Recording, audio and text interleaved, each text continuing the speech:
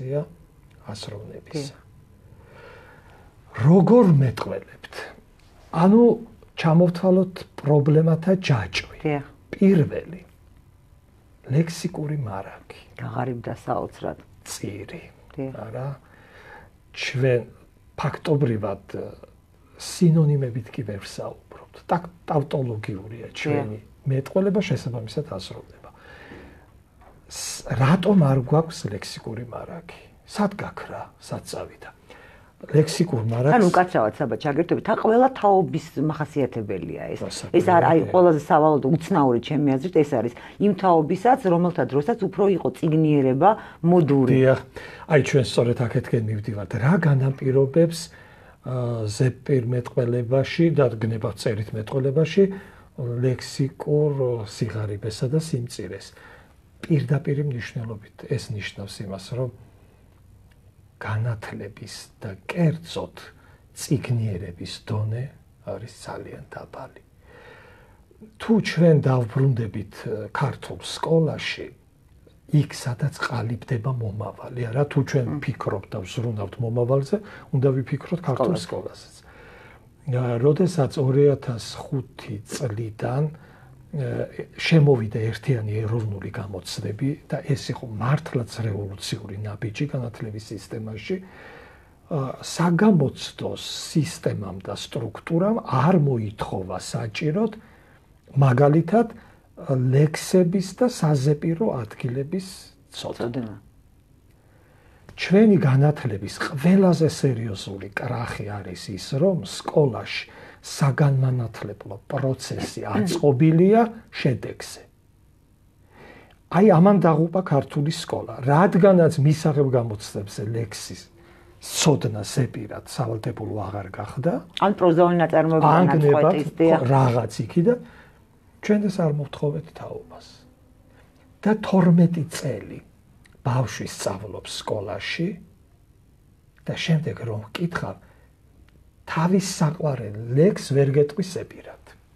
თუმცა რა გასაკვირია, ჩვენ ყავდა ერთი განათლების ერთი მინისტრი, რომელიც ვერ წერდა ბავშვს მართებულად და ყავდა მეორე მინისტრი, რომელიც ამბობდა ასტამი რა არის არ ვიციო, რასაზიზღრობა სიტყვა დაუბუშტა და არ მისმის რატომ უნდა ვიცოდე ავთანდილის ანდერძიო და ბუნებრივია ეს სისტემა შობდა მათ ვინშვა. რასაკვირველია, ჯაჭვური რეაქცია მივიღეთ ასე. ესე იგი ლექსიკური მარაგი ჩვენი არის მწირი, გაღატაკებული, გაღარიბებული და ეს იქნება მანამ, ვიდრე ჩვენ არ დავუბრუნდებით წიგნს და წიგნიერებას, წიგნის კულტურას, ვიდრე წიგნი არ გახდება თაობის მეგობარი. ეს ერთი. მეორე კონსტრუქციები, ანუ სინტაქსი. ჩვენი ვერ აზრს ვერ გადმოსცემენ, ვერ აგებენ წინადადებას. რა თქმა უნდა, სწორედ პირდაპირ მნიშვნელობით სინტაქსს უკავშირდება ეს სინტაქსური კონსტრუქციების აწყობა, მხოლოდ გენეტიკური ფაქტორით ვერ მოხერხდება და ამას სჭირდება ამასაც რასაკვირველია სჭირდება მეტი წიგნიერება და მეტი დაკვირვებულობა და ადამიანისთვის ყველაზე მნიშვნელოვანი პრობლემა, რაც თანამედროვე სამყარო მოიტანა ალბათ. ჩვენ ბევრი რამ გვიჭირს და ჩვენ ალბათ ზოგადად ამასაც შევეხებით რა არის თანამედროვე ადამიანის გასაჭირი, მაგრამ ერთ-ერთი სერიოზული პრობლემა არის ის, რომ ჩვენს ვერ ვახერხებთ საკუთარ თავთან მარტო დარჩენას, ფიქრს. იმიტომ რომ მეტყველების პრობლემა, ეს განაპირობებს ამას რა თქმა უნდა, ამიტომ სინტაქსური კონსტრუქციები სრულად დარღვეული, არაბუნებრივი, ქართულისთვის შეუსაბამო და მესამე სერიოზული პრობლემა არის ის, რასაც ბარბარიზმების მოძალება ჰქვია. ზოგი ნეოლოგიზმს უწოდებს უკვე და ფიქრობს, რომ ასეთი ახალი სიტყვა აუცილებლად უნდა მიიღოს ენამ, რა თქმა უნდა, ენა ცოცხალი ორგანიზმია და ის მიიღებს და შეითვისებს იმას, რაც მისთვის მერე აღმოჩნდება ბუნებრივი, მაგრამ ძალდატანება ენაზე, რომელიც სწორედ იმ ძალადობრივი ფსიქოლოგიური ფონის შედეგია, დასაწყისში რომ აღნიშნეთ, პირდაპირ აისახება ენაზეც და აი ამდენი შემოსული უცხოვრი სიტყვა საბჭოეთის დროს ტოტალიტარიზმის ეპოქაში რუსიციზმებით იყო სავსე და ახლა ეს ჩაანაცვლა მეორე სხვა ენამ. და ეს დიდი ნუგეში ვერ იქნება. და აქ სხვადასხვა თამაშ შენკელს აქვს წლების წინათ, როდესაც ცოცხალი იყო, ხმართ განათლეს მისი სული. თქვა რომ თქვა შემოდიოდა ეს უცხოური სიტყვა, მაგრამ ძალიან მნიშვნელოვანია, როგორ შემოდის ასევე ეს უცხო სიტყვა, თუ მას ხარშავს ქართული გრამატიკა, თუ ეს თქვათ ძირი უცხოური ისე მოდის რომ ამას შემდეგ თავისებურად მოარგებს ქართულ გრამატიკის მოდელს, ეს კიდევ ნახევარი უბედურებაო და აი ჩვენ ამ თანამედროვე შემთხვევაში, ჩვენს თანამედროვეობაში ხდება რომ შესაბამისად აი თქვენ სინტაქსი დარღვეულია, ანუ წარმოება ზმნის ძალიან გართულებულია და ასევე მეტყველების სხვა ნაწილების ხო უჭირდა და ვერა და ამიტომ ეს უცხოური სიტყვები შემოდის დამახინჯებული ფორმით, ანუ ქართული უკვე აღარაფერი აღარ არის, ენა ვერ იღებს და ენისთვისაც რჩება უცხო სხეულად. ჩვენ მიდგომები უნდა შევცვალოთ, რა თქმა უნდა. ზოგადად წინააღმდეგი მე ვერ ვიქნები ტერმინოლოგიის და ტერმინოლოგიური ენის. მაგალითად, უფრო მარტივი და ადვილი გასაგები რომ იყოს, ექიმები, როდესაც შეიკრიბებიან, ისინი ერთმანეთისთვის გასაგები ტერმინებით საუბრობენ, ესაა ტერმინოლოგიური ენა და ბუნებრივია ასეთი რამ ენაში შემოვა და დამკვიდრდება. ჩვენ უბრალოდ ამ შემთხვევაში პრეტენზია გვაქვს და საუბრობთ გულის ტკივილით იმის შესახებ, სიტყვის უცხოური სიტყვის შესატყვისი როცა არის ქართულში და ძალიან მარტივად იწებნება ეს, მაგრამ ჩვენ მაინც ვიყენებთ deadlines, narratives და ასე შემდეგ. აი პედალირება, რატომ მოწონთ ეს პედალირება? აი ვერაფრით ვერ ვიგებ ხოლმე. ხო, ასეთი მოწონებული სიტყვა ჩვენ ბევრი შეგვხვდება, მაგრამ თავარი ამ შემთხვევაში ისმის კითხვა. ნარატივი ლამაზი მაინც არის პედალირება რა. ნუ ახლა სილამაზის მიხედვით ჩვენ როგორ უნდა გავსაზღვროთ, აქედაც ცოტა რთულია. მაგრამ მე უფრო სხვა რამ მაწუხებს. კარგი ენა დავაბინძურეთ, რაღაცა დიდი ნაწილი შევეგუეთ ამას. სად არის გამოსავალი? მოდი ამაზე ვაპარაკოთ. რა უნდა დავუპირისპიროთ? სანამ გამოსავალზე გადავთ ენა რომ დავაბინძურეთ, მე მგონი მაინც ცოტა ზედაპირულად უყურებს ჩვენი საზოგადოება ამას და ვერაცნობიერებს რომ აქ მხოლოდ ენის დაბინძურება არ არის პრობლემა და ჩვენ და სხვები წარლაპარაკობთ იმაზე რომ ენაში უნდა იყოს აი ზედმიწევნით ყველაფერი შენარჩუნება. ენა იმიტომ არ უნდა დაბინძურდეს, რომ მეს აბინძურებს ჩვენს აზროვნებას და ამახინჯებს ჩვენს აზროვნებას და აი ეს უფრო მკაფიოდ რომ თქვა თუ შეიძლება და განმარტოთ აი ჩვენი მაყურებლისთვის როგორი მიმართება და კავშირი არის დაბინძურებულ არასწორ მეტყველებასა და არასწორ აზროვნებას შორის და დაბინძურებულ აზროვნებას. უკვე აზროვნება არასწორი აღარ გამოდის, უაზროვნობა გამოდის, არა? პრობლემები იწყება ძალიან ადრეული ასაკიდან. ჩვენ ყველანი მოვდივართ ჩვენი ოჯახებიდან და ოჯახური კულტურა განაპირობებს უმთავრესად და ის აყალიბებს სწორ ორიენტირებსაც და მთავარ ვექტორებსაც.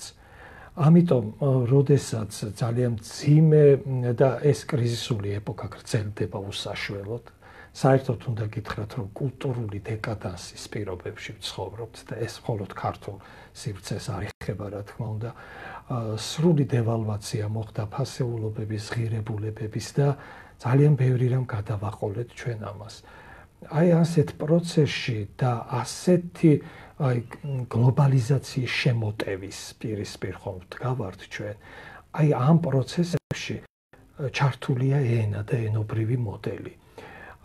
რადგანაც ენა განსაზღვრავს პიროვნებას და უпроსტად პიროვნებას ანიჭებს თავის სტატუსს, მაშინ ჩვენ მივდივართ ლოგიკურად იქითკენ, რომ პიროვნება უნდა შეეცადოს საკუთარი მე გამოავლინოს ვერბალურად.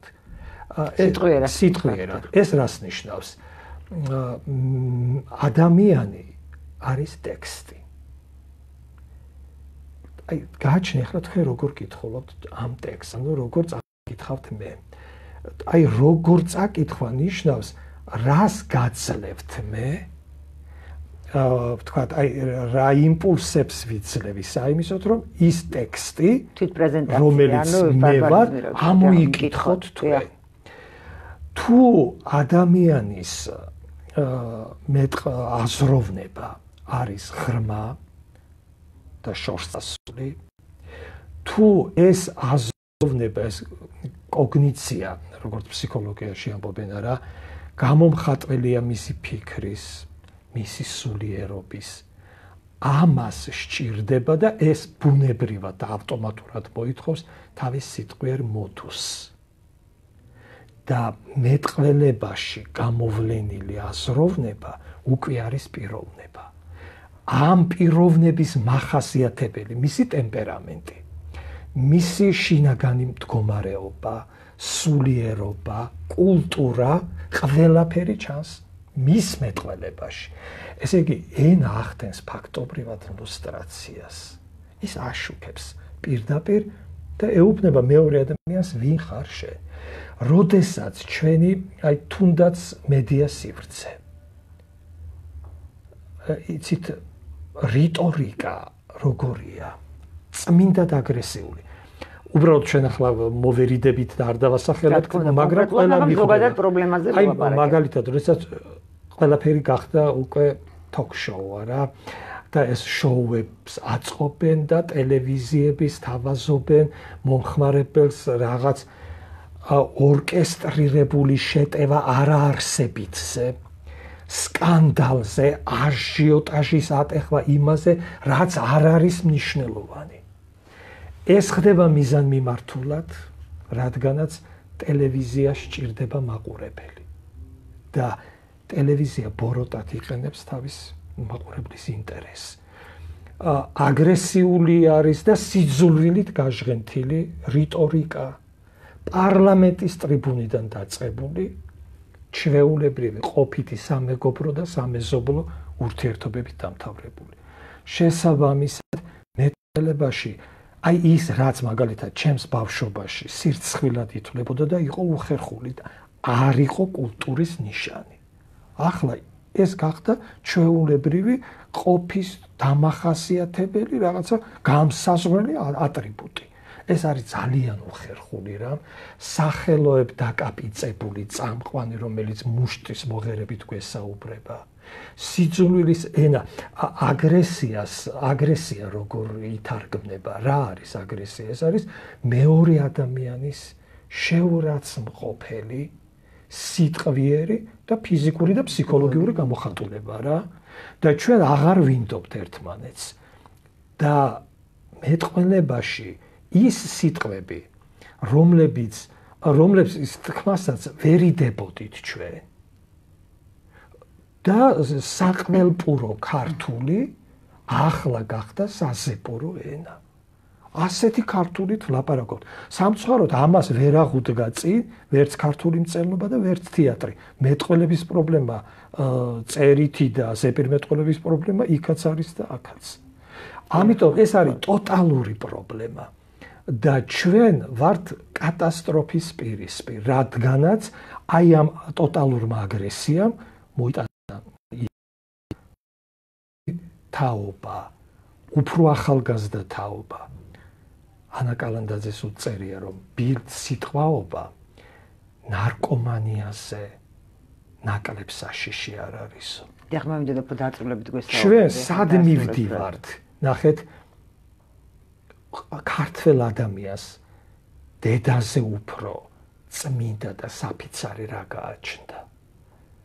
საკუთარი დედის მაგინებელ ერად ჩამოყალიბდით. აი სადამდე მივდივართ ჩვენ. სახარებაში წერია სიტყვათა შენთაგან განმართლდე და სიტყვათა შენთაგან დაისაჯო. წარმოთქმული სიტყვა, თქვენ იცით, სიტყვით ადამიანის მოკლა შეიძლება. და ენით დაკოდილი გახსენდება ახლა ბევრს არა.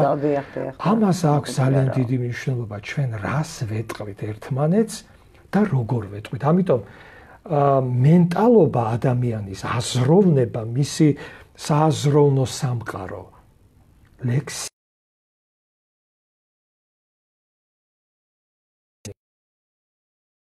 მოვლენა. ჩვენ ვართ რიტმს ხვდებით ადამიანი დანარჩენი ცოცხალი და არაცოცხალი არსებისგან, არა, ჩვენ ვართ მეტყველი, მლოცველი არსება. სიტყვა არის ღმერთთან ურთიერთობის საშუალება. ამაზე უფრო ამაღლებული ფუნქცია რა შეიძლება კონდეს მეტყოლებას, არა? მარტო საკომუნიკაციო, ის რომ ჩვენ ერთმანეთს ვაგებინებთ რაღაცას, ეს ხომ არ არის მეტყოლებისთვის მთავარი პრიორიტეტული დომინანტური გნებავთ. ჩვენ ენას აქვს ექსპრესიული ფუნქციაც აგრეთვე. მხატვრული ლიტერატურა რომ იქმნება და რატომ არის ძალიან მნიშვნელოვანი ქართული თეატრი ამ თვალსაზრისით, იმან ჩვენ შემოგვინახა ცოცხალი კლასიკური მეტყველება. მაგრამ დღეს უკვე ზეპირმეტყველების ერთია წერითი მეტყველება, მეორეა ზეპირმეტყველება, ხომ? ზოგადად მართლმეტყველებაზე როცა ვსაუბრობთ. აქ ორი პრობლემაა. ერთი თავში რაც თქვენ ბრძანეთ ეს გრამატიკული კონსტრუქციები, ანუ გრამატიკულად, ენობრივად რამდენად გამართულად მეტყველებს ადამიანი და მეორე არის საწარმოთქმო აპარატი. რამდენად გამართულია ადამიანის და რამდენად შესატყვისია. თქვენ ახლა წარმოგიდგენიათ ადამიანს მოძრაობაში დეფექტი ჰქონდეს და ის ბალეტის მოცეკვავე იყოს? ეს ხო წარმოუდგენელია რა. ასეთ ადამიანს აქვს უფლება იცეკოს რა თქმა უნდა სადაც უნდა. ან ხმარ ჰქონდეს და საოპერო მომღერალი იყოს. დღეს ძალიან ბევრია ისეთი ტელეჟურნალისტი, რადიო ჟურნალისტი და ისეთი ადამიანი, მსახიობიც სხვათა შორის, სამწუხაროდ, რომლებიც გამოდიან ფართო აუდიტორიის წინაშე და მათ აქვს თანდაყოლილი სამეტყველო აპარატის დეფექტი. და აი როცა ამას ჩვენ გვაჩვევენ ასე ადვილად და ყური შეეჩვია მას ახლა რამდენიმე ტელეჟურნალისტი არის რ თანხმოვანს ვერ ამბობს და ღს ამბობს მის ნაცვლად. ეს ძალიან კარგად იცის რედაქტორმა, არხმა, მიმართულებამ, მაგრამ მას აქვს ამის ვასპარეზი მაინც. ეს იმას ნიშნავს, რომ დამოკიდებულება სიტყვისადმი და შესაბამისად ჩვენი მშობლიური ენისადმი აღარ არის ფაქისი. აღარ არის სახელმწიფოებრივი ცნობიერებით, ჩვენი კულტურული მენტალობის გათვალისწინებით და ამ შედეგით გაპირობებული. აი თქვენ ოპონენტი თქვენ გეტყოდათ რომ მას აქვს სურვილი იყოს ჟურნალისტი და შეიძლება ამას არ აქცევენ ყურადღებას, მაგრამ მე გავცემ პასუხს. ხომ შევეწინააღმდეგები და თქვენ შემდეგ თქვენი აზრით თქვით ბუნებრივია, მაგრამ გასაგებია რომ აქვს უფლება ჟურნალისტი იქნება, მომღერალი იქნება, ბალერინა იქნება, მაგრამ ქართულ ენასაც ხო აქვს უფლება. რატომ აღმოჩნდა რომ ქართული ენა ყველაზე უფლებო რამ მე არ ვიტყოდი რამ ვინმე არის და რატომ ვსვამ ამ კითხვას და რატომ ვაკეთებ მე პირადად აქცენტს ქართულ ენაზე. ენა გარდა იმისა რომ არის კომუნიკაციის საშუალება, როგორც თქვენ ბრძანებთ ჩვენი შინაგანი უცხოური პრეზენტაციის საშუალებაც და მთელი ჩვენი შიგთავსის გამომზეურების საშუალება ანარეკლი, მთელი ჩვენი შინაგანი სამყაროსი, ამას გარდა ენები იმიტომაც არის სხვადასხვა ენა, ჩემი აზრით, დედამიწაზე, რომ ეს ყველა ენა არის იმ ერის, იმ ხალხის, ვისაც ეკუთვნის ეს ენა, ხედვის კუთხე სამყაროსი. ისინი ჩვენ ხო ქართული ენით აღვიქვამთ სამყაროს, არა? ჩვენ ვხედავთ, შევიგრძნობთ ამ ჩვენი აი ამ ქართული სიტყვებს, რომელშიც ძალიან საინტერესო და ძალიან ღრმა შინაარსებია და ჩვენ უმეტესობა არც კი ვიცით და ალბათ მეცნიერებმაც კი არ იციან ბოლომდე რა და როგორ არის. შესაბამისად, როდესაც მახინჯდება ეს ენა, ჩვენ ვკარგავთ ჩვენს მესაც, იმიტომ რომ სამყაროს აღქმის როგორ გააღვიქვამთ ჩვენ, არა? აი რატომ ქვია გარდაცვალება ამ ქვეყნიდან ადამიანის წასვლას. ხო საინტერესო ამბავია. ძალიან საინტერესო ქართული ზმნის დროებიც ასევე. იმიტომ რაღაცა ჯერ არ მომხდარა, უკვე მოხდა, რაღაცა წარსული მომავალი, ძალიან საინტერესოა, იმიტომ შეიძლება თქვა ზმნა დროში და ეს იყოს წარსული და ეს იყოს მომავალი, გააჩნია როგორ კონტექსტში, ანუ საინტერესოდ უყურებს, არა? დროის აღქმაც საინტერესო აქვს ქართულს და მე იმიტომაც მიმაჩნია სავალალო და საგანგაშოდ, აი ქართული ენისადმი ესეთი დამოკიდებულება, რომ მისი ესეთი ენა არ დაეცემა, ეს ჩვენ ვეცემით, ვინც ამ ენას არასწორად ვიყენებთ, თორემ ენას არაფერი არ მოუვა. ანუ ეროვნების ჩვენი მენტალიტეტის ცვლილებასაც და დაკარგვასაც ხო არ იწევს. ჩვენ ანუ აღარ ვართ მენტალურად არა ქართველები, მაშინ როდესაც ჩვენ ვამახინჯებთ ენას, იმიტომ რომ ქართულად ლაპარაკობენ ქართველები და ქართველები ქართულად უყურებენ სამყაროს და აღიქვამენ და ხედავენ. დიახ, აი უკვე ჩვენ მივდივართ ენის ფილოსოფიის განცდასთან და ენის შინაფორმების განცდასთან. არსებულთაგან აზრამდე ყველაზე არამატერიალური რამ ეს არის ენა და მეტყველება, რომელთანაც ადამიანს აქვს მუდმივი შეხება. როგორც იონე ზოსიმე იტყვის, დამარხულ არს ენაი ქართული და ყოველი საიდუმლოი ამას ენასა შინაარს. რა თქმა უნდა, ენა ინახავს ერის ფილოსოფიას. იმ ერის აზროვნების ისტორიას და უფრო მეტიც იმას, რასაც ამ ენაზე მოლაპარაკე ერი თავისი არსებობის ამა თუ იმ ეტაპზე განიცდის, ეს არის იმის მიათედი, რაც სინამდვილეში ამ ენაშია ჩაბუდებული და რაც ამ ენის საიდუმლოდ შეიძლება ჩვენ მივიჩნიოთ. ამიტომ ქართული აზროვნება და ფილოსოფია ჩვენი არსებობისა, ჩვენი ყოფისა ყველაზე უფრო შენახული და დაცული არის ჩვენს ენაში. ეს ენა წარმოადგენს სწორედ ამ ერის, ამ ენაზე მოლაპარაკე ერის უპირველეს ნიშანს და ეს არის უმთავრესი მახასიათებელი იმისა, რომელიც გვეუბნება ისტორიულად ჩვენ რისი მატარებელი ერი ვართ. ამიტომ ენასთან შეხება და ენასთან დამოკიდებულება ყოველთვის უნდა განიხილებოდეს სახელმწიფოებრივ სტატუსით. თუ ჩვენ მარტო აი ასე რაღაცა გულზე და მკერდზე ჯიღისცემით ვილაპარაკებთ, ეს დარჩება ამ სივრცეში, ამას ვერ ექნება შესატყვისი შედეგები. ყველამ უნდა იფიქროს მთავარზე და ეს მთავარი არის ძალიან მარტივი რამ.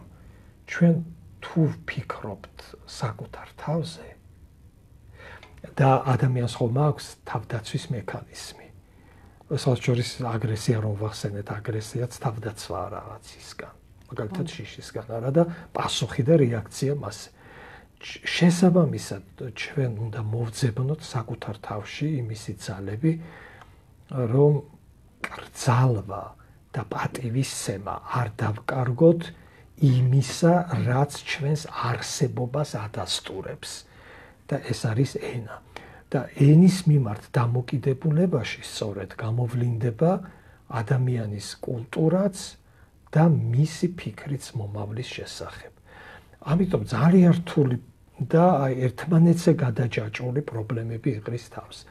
საერთოდ მე ხლა გამახსენდა ნოდარ დუმბაძე, რომელსაც თავის რომანში ნუგეშინია დედა, აქვს ერთი სული შემძვრელი პასაჟი მოყვანილი, იქ პედრო შერბინას წერილი არის და ის დედამის წერს, რომ აქო ჯარშიო ერთიო ჯაყელი მყავსო, მეგობარიო და ქართველებიო რბილი ხალხიაო, ძალიან უცნაურიცო, ამ ჯაყელს უყვარს. სულ მზის ამოსვლას მაყვინებსო.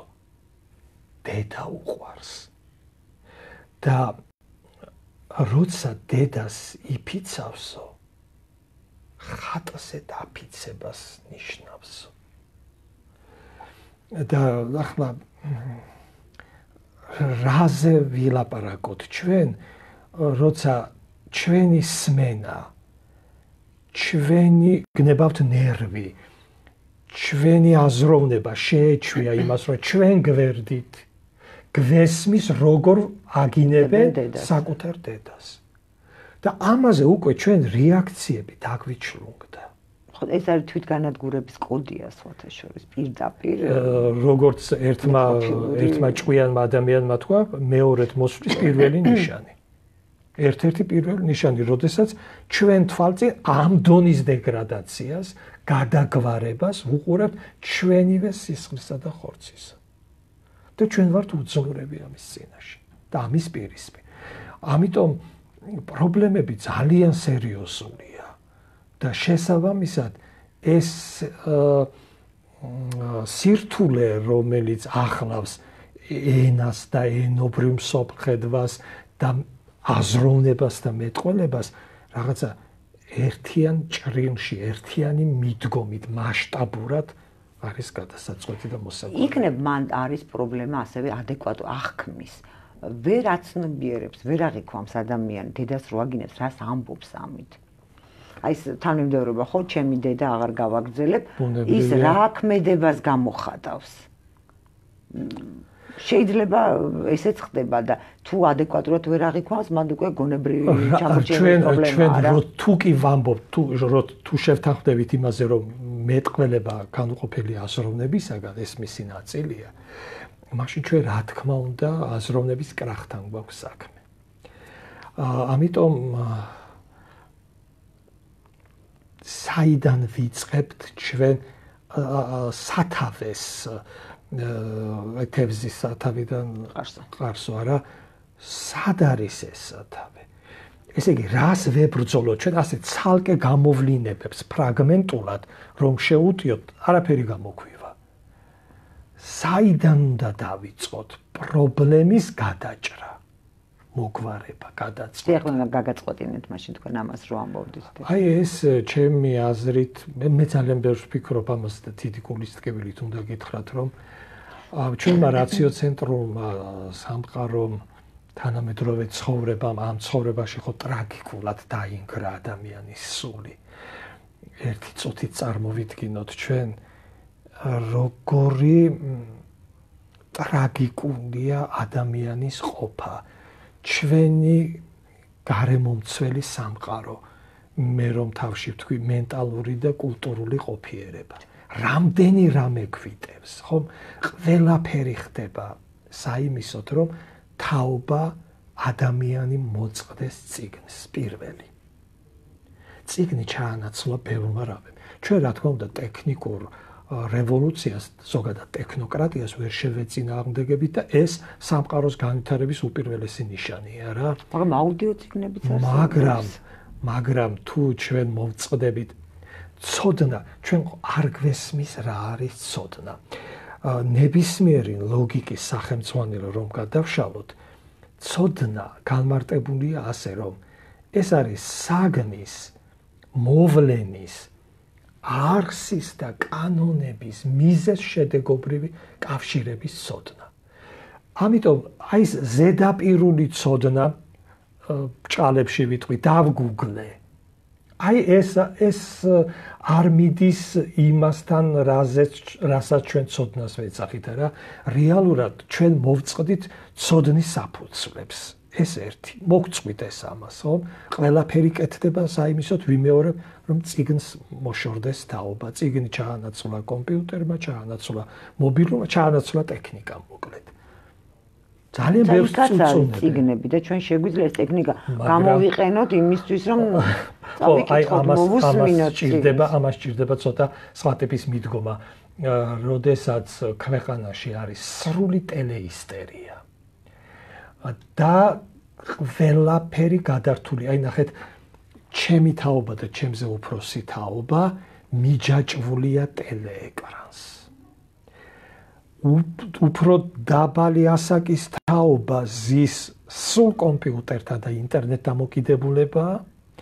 ან თუ ინტერნეტს მოწყვეტილია, მუდმივად მათ ყურში ესმით იმ რანგის მუსიკა, რომელსაც წესით მელოდიასთან საერთო არაფერი აქვს და ის კიდე ცალკე პრობლემებს იწვევს პერკუსიებით და ეს დასარტყამი ინსტრუმენტებით ეს მხოლოდ ყურსასმენებში და ახლოს ყურთან სერიოზულ პრობლემებს ქმნის არა ჩვენ როდესაც მოვწყვით ეს წიგნს და მოვწყდით ჩვენ წიგნს აი ოჯახი რას აკეთებს ამისო მე თქვი რომ ოჯახის კონცეფტი, ოჯახის იდეა დაიშალა.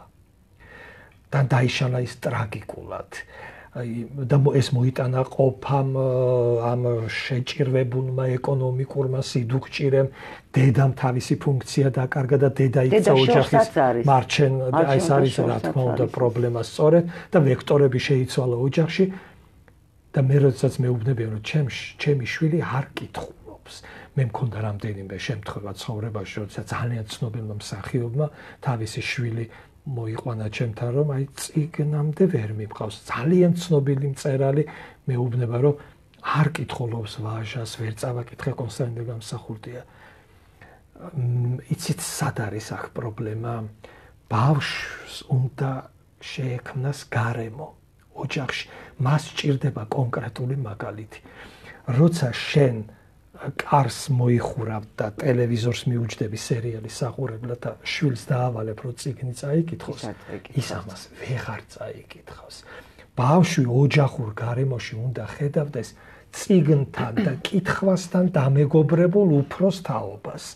კონკრეტულ მაგალითს უნდა იღებდეს მისგან. მე გეტყვით ჩემს მაგალითს, მიუხედავად იმისა, რომ ჩემი შვილი სულ იმას უყურებდა, რომ მე ვკითხულობდი, მე მას ვეომე სერიოზულად ბავშვობისას და ძალადობრივად ვიომეთ რამდენიმე წელიწადი და დასაწყისში ეს იყო არა მხოლოდ ის, რომ წაიკითხე და ვაიძულებდი ამას, ვაიძულებდი და შემდეგ მომიყევი მეთქი და ტოვებდა. ტოვებდა ფულს, ამიტომ მას მოეყოლა მოკლე შინაარსი და სხვათა შორის გაეხსნა ყაზბეგზე. არა ჩვეულებრივი შემთხვევა. აი ეს იყო, აი ყაზბეგზე გაეხსნა და შემდეგ აი რატომღაც ესე მოხდა. ასაკს დიდი მნიშვნელობა ამ შემთხვევაში მეც ყაზბეგზე გაეხსნა და მე იქ არაფერი აღარ იყო საჭირო, აღარ არის დღემდე საჭირო, არანაირი ძალადობა ის კითხველია, რომელიც მიუყვება და კითხულობს. გურამიშვილს აქვს არაჩვეულებრივი კონცეფცია და პასუხი. მოძებნილი ჩვენ როგორ უნდა გქონდეს მიმართება ცოდნასთან. ყმაწვილი უნდა სწავლობდეს უმაღლესი განათლების და მისაღები გამოცდების ჩასაბარებლად კი არა, საცნობლად თავისადაო. ვინ არის, სიდან მოსულა, სად არის წავა სადაო. ფორმულა მან დადო. შენ უნდა ისწავლო. კაციც ამას ვიამბებს, სხვათა შორის და მიჩნეულია, ასე თქვა ფილოსოფიის მამა. ეს არის მთავარი. ამ სამყაროში, მაგრამ ჩვენ ხო ფიქრის უნარი, დრო და შესაძლებლობა წაგვართვეს. მე რომ ვახსენე დიდი კატასტროფა, ადამიანი ვეღარ განიცდის საკუთარ მეს, საკუთარ თავს, ის ვეღარ ახერხებს საკუთარ თავთან განმარტოვებას და როცა მე დოქტორანტებს ვასწავლი სხვათა შორის და საკმაოდ მაღალი ასაკისანი არიან, 55 წლისაც ყოლია და 60 წლის დოქტორანტიც კი და რომ მიკითხავს რა არის თქვენი მისია? ხედავ, რაში ხედავ შენს მისიას? მას ამაზე არ უფიქრია, ამას აქშიც კი. ამიტომ ბევრი რამ ჩვენ თავიდან გვაქვს დასაწყები. მხოლოდ იმიტომ, რომ ჩვენ დაუბრუნდეთ საკუთარ ფესვებს, მივიახლოთ უზენაეს ჭეშმარიტებას, ვიფიქროთ მარადიულ ღირებულებებსა და ფასეულობებზე, რათა მოვძებნოთ საკუთარი თავი ამ რწმენა და სიყვარულ დაკარგულ სამყაროში. საკუთარი თავი და საკუთარი ადგილი, იმიტომ სამყაროს უყვარს მრავალფეროვნება. თუ ემსგავსები სხვას, ასლი ყოველთვის უარესი ვარიანტია. დედნის და ასლი ხრება. დიდი დეფიციტი გვაქვს. სამყაროს არ ჭირდება. არ ჭირდება ასლი. მე სხვათა შორის არ მინდა გაიგოს მაყურებელს ქართულს როცა ვამბობ, მე გულისხმობ ყველას, ვინც ცხოვრობს საქართველოს ტერიტორიაზე, საქართველოს მოქალაქეებს, რომლებთა სახელმწიფო ენა არის ქართული და შესაბამისად მათი მენტალობაც უნდა იყოს ქართული, იმიტომ რომ ენა დიდწილად ამდენად არ ჩამომართვათ, რომ მე მხოლოდ ქართულებზე ვლაპარაკობ, ეთნიკურად მე ვლაპარაკობ ყველაზე, როცა ვამბობ ქართულზე, ვინც არის საქართველოს მოქალაქე და ვისი სახელმწიფო ენაც არის ქართული ენა. და მაშინ არ დაჭირდება არც საქართველო, არც ქართველები, იმიტომ რომ ის თუ დაემსგავსა სხვას, ადგილსაც დაკარგავს ამ სამყაროში. ხო თუ ის აითქვიფა, აირია, ვინც მოვიდა, იმისი ენა, იმისი ჩვეულებები შეითვისა და აქვე მინდა გკითხოთ აი ეს მეშველი ფორმები. წინადადება შეეწია, როცა ქართული ზმნა, იმიტომაც არის ის დალოცვილი, სამპირიანი და ოთხპირიანი ზმნებიც კი გვაქვს, იმიტომ აქვს ეს 3 სერია, 11 მწკრივი, რომ ნებისმიერ კარგად გახსოვთ თქვენ ეს შანიძის გრამატიკა. ზმნა ჩემი სათაყვანებელი არსება არის, შეიძლება თქვას ვეთაყვანები მე ქართულ ზმნას, საოცარი ვინმეა, საოცარი ორგანიზმია. ეს ზმნა იძლევა საშუალებას მოქმედება გამოხატო ერთი სიტყვასა და ერთი აბზაცი, აზრი გამოხატო და ამ დროს 5 და 6 სიტყვას უმატებენ ხოლმე და უკვე ხო ვამბობ, თარგმნელია საჭირო ამისი ქართულ ენაზე. ეს მხოლოდ იმის ბრალია, რომ რუსული ენის გავლენა, ინგლისური სულ სხვაგვარი წყობა აქვს, იქ არ არის, სხვაგვარი წყობა აქვს. იმიტომ რომ ეს ადამიანები რა ენაზე აზროვნებენ, ინგლისურად აზროვნებენ, რამე სხვა უცხოურ ენაზე აზროვნებენ, თუ საიდან მოდის ეს მეშველი ფორმები, რატომ ყვახჩნიან ამ წინადადებებს, ეს სასწაულად რომ ვერ გაიგებ რისი თქმა უნდა. მე ახლა მახსენდება ილია მადლია ჭავჭავაძე. იმან თქვა ენა საღვთო რამ არის საზოგადო საკუთრება მაგას კაცი ცოტვილის ხელით არ უნდა შეეხოსო. მე ირაკლი აბაშიძე რო შექმნის შედევრს ქართული ენის ჰიმნს ფაქტობრივად. ვინავ ჩემო დედავე. იქ მას უწერია შენ ნიჭო ჩვენო ქვათა და კირთა. შენ ერთი შემრჩი სამარის პირთა. თუ ჩვენ გვექნება ასეთი მიდგომა და ამას ხო ფიქრი განაპირობებს არა, შენ უნდა გიბიძგოს აქეთკენ ან სკოლამ, ან ოჯახმა, ან გარემომ, ან თუ არც ერთი არ იყო, მერე თუ უმაღლესი შეხვედი, ან იქ ვიღაცამ და რაღაცა. ან სახლში ბიბლიოთეკა. ხო, ეს ბიბლიოთეკა შეგნებულად. ან თუნდაც ინტერნეტში ქართული ძალიან წირია ქართული Google. ვერც დაგუგლავ რომ გინდოდეს. იქ არ არის წარმოდგენა, ძალიან წირი არის ქართული ლიტერატურის. მართალია, მაგრამ თუ გინდა და გაინტერესებს იპოვი რა თქმა უნდა. მაინც იპოვი, მით უმეტეს ბოლო პერიოდში უკვე ნელ-ნელა ინტერნეტში ძალიან დიდი დოზით ციფრული ტექნოლოგიების წყალობით ქართული ენა მკვიდრდება საერთაშორისო ასპარეზზე. ძალიან ნელ-ნელა და ტემპი არ მომწონს უფრო. ხო, ნუ ახლა ჩვენ ტემპებში საერთოდ ქართული ტემპებით ვითარდებით და შესაბამისად როგორც ვითარდება სახელმწიფო, ისე ყველა ინსტიტუცია ამ ქვეყანაში, მაგრამ წერლობამ უნდა ბიძგი მისცეს იმას, რაც თქვენ გაწუხებთ და რაც გვაწუხებს ზოგადად ეს არაქართული კონსტრუქციები და ისეთი სიტყვები, რომლებიც უკვე წიგნიერი და განათლებული ადამიანისთვის, იმ თაობისთვის, რომელმაც სკოლაში თავის დროზე კარგად ისწავლა მშობლიური ენა, დღეს ეს ასეთი გამაღიზიანებელია ეს ფორმები, ბარბარიზმები და თვითონ კონსტრუქციები, მეშვეწლიანი წარმოება და ასე შემდეგ და რომლებიც რა თქმა უნდა აბინძურებს აი იმ წმინდა ველს, რომელშიც იქმნება და ყალიბდებოდა ჩვენი ერთიანობა უნდა მოვიტანო მერიას. შეიძლება ასეც თქვა კიდეს თქვა დედაქალაქის მერმა, მაგრამ ეს არ ნიშნავს რომ ჟურნალისტმა უნდა დაწეროს. ესე იგი თბილისშიო აიკრძალება ინტენსიური მშენებლობა აკრძალული გახდებაო. რთულად დავიმახსოვრე, აი სულ მაინტერესებს, აი ვინც ეს დაწერა, ვინც ეს თქვა, აი იმის ტვინში რა ხდებანეთ, აი როგორ ახერხებს სწორგზაზე სიარულს. ვერ სწორგზაზე რო ვერ დავდივართ ჩვენ და საერთოდ საერთოდ მივდივართ უკვე დიდი ხანია, ამაზე ძალიან სამწუხარო პასუხები გვაქვს, მაგრამ მე მაშფოთებს კიდევ ერთი სერიოზული პრობლემა, რომელიც პირდაპირ მნიშვნელობით რა თქმა უნდა ამ ენობრივ ველში შემოიჭრება, ეს არის სწორედ ის რის შესახებაც თაობები ჩვენი ის ადამიანები, რომლებმაც მოიტანეს ჩვენამდე სამეთყველო კლასიკური ქართული, რომლის შესახებაც ისინი წუხდნენ. დედაენის ადგილი და როლი ბავშვის განვითარების პროცესში. უცხო ენა, როგორც ფსიქოლოგები ამბობენ, შეუძლებელია დედაენის სწავლების პარალელური პროცესი იყოს. ბავშვი აზროვნებას უნდა იწყებდეს მშობლიურ ენაზე. როცა ჩვენ ამ გზას გავაუკუღმართებთ და როცა ბავშვს დაუკარგავთ ბავშვობას და მშობლიური ენის სწავლების პარალელურად მას ერთბაშად ამდენ ენას ჩაუტარებთ. ხა ჩინურიც მეხუთე კლასი. ხო, ჩინური ჩემოვა ძალიან კარგია, რაც მეტი ენა. რაც მეტი ენა იცი რა თქმა უნდა, ჯერ ქართული არ ვიცი და ხა ჩინური. ქართულად ლაპარაკობ ჩინურად მე. ამიტომ მშობლიური ენის სწავლას და მშობლიური ენასთან ურთიერთობას აქვს თავისი საკრალური ველი და ეს უნდა ჰქონდეს გაცნობიერებული ყველას ამ ქვეყანაში, რომ ჩვენ აზროვნებას ვიწყებთ მშობლიურ ენაზე და ეს პროცესი უნდა იყოს ხელშეუხებელი და ამ პროცესში ჩართული უნდა იყოს მარტო სკოლა და მასწავლებელი კი არა, ოჯახი და საზოგადოება.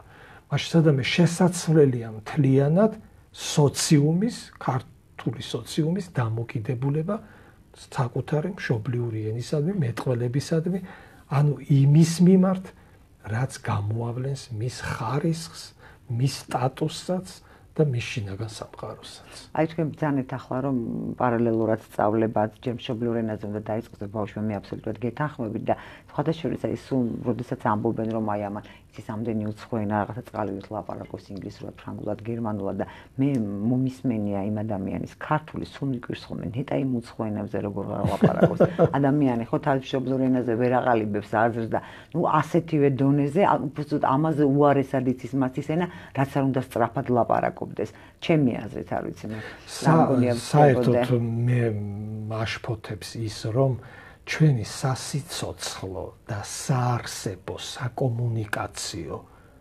ველი არის ვულგარიზებული და აი ამან შექმნა ძალიან სერიოზული პრობლემა ზოგადად აზროვნების პრობლემაც და ჩვენ რაც ყველაზე მეტად თვალშისაცემია დღეს ეს სიძულვილის ენა რომელიც უკვე ყველა ასაკს ყველა ეტაპზე ახასიათებს თუ ამას არ მივხედეთ, ახლა როგორ უნდა მივხედოთ? ტელეეკრანებიდან გადაცემებში ისმის ბილდსიტყვაობა და ეს აი გაჭრილი ბილდსიტყვაობა გასაგები ამას უყურეს მოვალი თაობა და მას უკვე აღარ აქვს ზღვარი რა ითქმის, რა არ ითქმის სადგადის ზღვარი არა ხო ინტიმია თქვა აი ეს ინტიმური მომენტების გაშიშვლებას ინტიმი იმიტომ არის ინტიმი რომ შენია ეს როგორც კი ამას ეს გამოგაქვს საჯაროდ ეს აღარ არის ინტიმი ალბათ ამას სხვა სიტყვა უნდა დავარქვათ ძალიან რთულია ჩვენ რაღაც მოვთელოთ ისეთი და მივუთითოთ თქვათ რატომ იცით ჩემთვის გამაღიზიანებელია ერთი რამ ჩვენ ცხოვრებაში ირგვლივ ყველა გადასულია ჭკუის სწავლებას და დარიგებაზე შენიშვნის მიცემაზე და არავინ ფიქრობს როგორი ფორმით უნდა გამოხატო ეს რო შედეგს მიაღწია მე ბოდიშვიხდი ჩვენს ტელემაყურებლებთან და მსმენელებთან თუ რაიმე გამაღიზიანებელი მათთვის ვთქვით უბრალოდ მე მხოლოდ ერთი ამ საზოგადოების ერთი ნაწილის პოზიციას გამოვხატავ რაღაცას და ძალიან რთულია იცით ჩართავ ტელევიზორს და ისმის ეს აი ჩემს ამ ბოლო დროს რაღაცა ერზე ზეწოლა იცით და შეურაცხყოფა და ეს ეროვნული ნიჰილიზმი რომელიც დაინერგა განსაკუთრებით 2003 წლის შემდეგ რომელსაც მოაყოლეს რელიგიური ცინიზმი და ჩვენ ნელ-ნელა აი მოგწყვიტეს საკუთარ ფესვებს დაგვაპირისპირეს საკუთართან და აი ეს ქართული რაღაცა დაცინვის და ქილიკის ხო აი ამის საგანი გახდა მაშინ უკვე ძალიან გაღრმავდა ის პროცესები რომელთა შესახებაც ახლა ჩვენ ვსაუბრობთ კი ამბობს ჩვენი საზოგადოება რომ რელიგიურია მაგრამ ეს ხო დეკლარირებული სარწმუნოება რა შეიძლება ქრისტიანობა არის უნივერსალური სიყვარულის რელიგია რომელიც მტრის სიყვარულსაც კი მოითხოვს და თუ შენ რელიგიური ხარ და შეიძლება შენი მეტყველება ასეთი აგრესიული იყოს, ასეთი შეურაცხმყოფელი და ასეთი სიძულვილის ენით საუბრობ და ეს ეხება ერსაც და ბერსაც. ქრისტიანობის პრინციპი სამწუხაროდ ბერსაც უკვე ქრისტიანობის პრინციპი არის გძულდეს ცოდვა, მაგრამ გებრალებოდეს და გიყვარდეს ცოდვილი. და არ შეიძლება იცით, აი ეს სტრესი ზეწოლა რაღაცა ადამიანებზე ერზე ყველა ერშჭუას არიგებდეს იცით ჩვენ მოგვეცით აი მე როგორც ქართველი ერის ნაწილი ვამბობ რომ მოგვეცით საშუალება აი გაგვათავისუფლეთ ამ აგრესიული ჟურნალისტიკისგან ამ აგრესიული პოლიტიკოსებისგან სახელმწიფო ამას ვამბობ სწორედ პარლამენტისგან შეწყდეს სიძულვილის ენა ოპოზიცია არ ნიშნავს მკვეთრად, აი რაღაცა სასიკვდილო რიტორიკით და სიძულვით ჩვენ ხო ერთი საქმე უნდა გავაკეთოთ, არა ერთი სახელმწიფო, ერთი ქვეყანა, ერთი საქართველო უნდა იყოს ჩვენი საფიქრალი. და ამაზე თუ ვფიქრობთ, შეიძლება ეს რაღაც ასე მგონია, რომ მისცემა ერთი მეორეს ესვრის, დაახჭობს, ჩაქოლავს იქვე. ცოცხლად შეჭამს, მე ესეც გაწიწკნის. ნუ აღარ დარჩება აღარაფერი. ისედაც რა ვართ ჩვენ, ხო? და აი ამ ჩვენი სამეთყველო ენით, ჩვენი აგრესიული რიტორიკით, სიძულვილის ენით დავანგრიეთ ყველაზე მთავარი ანა კალანდაძეს რომ უწერია სული სიმშვიდის ვერსით პოველთ. აი ჩვენ დავკარგეთ სიმშვიდე სულისა და ვერც ერთი საზოგადოება ვერ განვითარდება, მას ვერ ექნება პოზიტივი თუ დაკარგა სული სიმშვიდე.